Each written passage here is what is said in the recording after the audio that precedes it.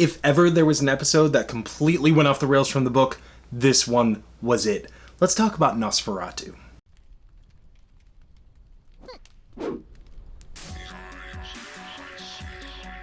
What is up, YouTube? It's Robbie from the Nerdynomicon here, and let's talk Nos4a2 for a little bit, okay? I'm gonna try to make this episode a little bit quicker because, you know, scheduling things, so. But still, I want to talk to you guys about this episode. As I've said almost every single week, Joe Hill is one of my favorite authors, and Nos4a2 is one of my favorite books. I've read it 3 times, I've listened to the audiobook twice, even though I'm not a terribly huge fan of Kate Mulgrew. But I've loved this show. I think that it's taken the perfect amount of elements from the book, but still been able to tell its own unique story. And I love the characters so much. I would like to see this go on for, you know, several seasons. And it's episodes like this that really make me excited for what might happen. Because this was different in every way from the book. So, remember a couple of weeks ago when we met Jolene, the tired old lady with the roller skates that Charlie Manx decided to find in the hospital? Well, this episode is very much about her. We start out with a flashback where we see a little bit more of Charlie Manx's history. Turns out he actually did have a heart and had a little bit of love in him at one point. Or at least, you know, maybe, you know, what could probably be interpreted as love because of... yeah. Okay, scratch the love part, but you saw him have a little bit of what could pass for a Charlie Manx type of love.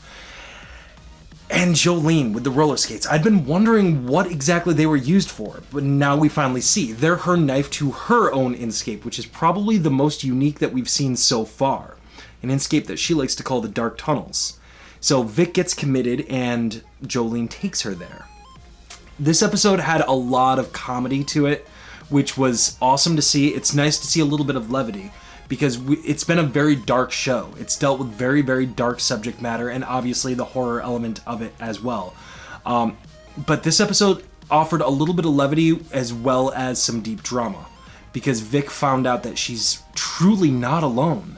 I mean, she already knew that with, you know, the character of Maggie Lee, but now that she's faced off against Charlie, she's met him, she knows that, you know, he at least considers her a nemesis, and now she really considers him a nemesis. But she's not the only one. Charlie's had other nemeses at other points in his life. People that have tried to stop him from doing what he's doing. Stealing children all over the country and turning them into these demonic creatures, basically by sucking their souls. Because as his cost for using his inscape, he lost his. Jolene was very, very interesting.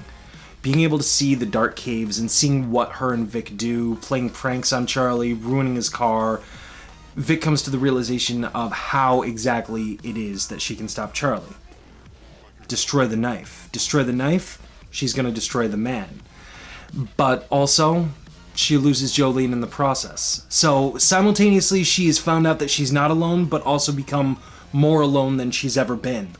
Probably in her life, seeing as though her father basically turned his back on her and her mother wants Vic to live her life, and neither of them know the abilities that she has. The one person that has a similar type of ability to Vic, that has a similar mission as Vic, gave her that hope, and then it was her last ride. And oh, what a ride it was. But probably the most upsetting part is to see as Vic gets closer to fulfilling what she's capable of and coming to the decision that she does have this ability and this is what she's supposed to do. She's supposed to face off against Manx. Maggie was right all along. To see Maggie lose her faith. So many ups, but yet so many downs. This episode was a roller coaster. The whole season's a roller coaster. I thought it was powerful, man, to see Maggie throw away her tiles like that and get on the bus. Makes me wonder what else is going to happen. So that's what I have to say about it. Incredibly powerful episode, incredibly fun episode, possibly even my favorite episode of the series so far. But most importantly, what do you guys think? Let me know in the comments down there below. Do not forget to hit that like button, to hit that subscribe button, and share this around, man. I'm sure you guys know other people that like Nosferatu. Bring them over. Let's chat. Let's talk about Nosferatu. Because this show is not getting the notoriety that it deserves. It's not getting the buzz that it deserves. And we want to see this go on for 6 seasons in a movie. That's what we want, man. And the only way to do that is to keep talking about it. So once again, comment, like, subscribe. See you next week.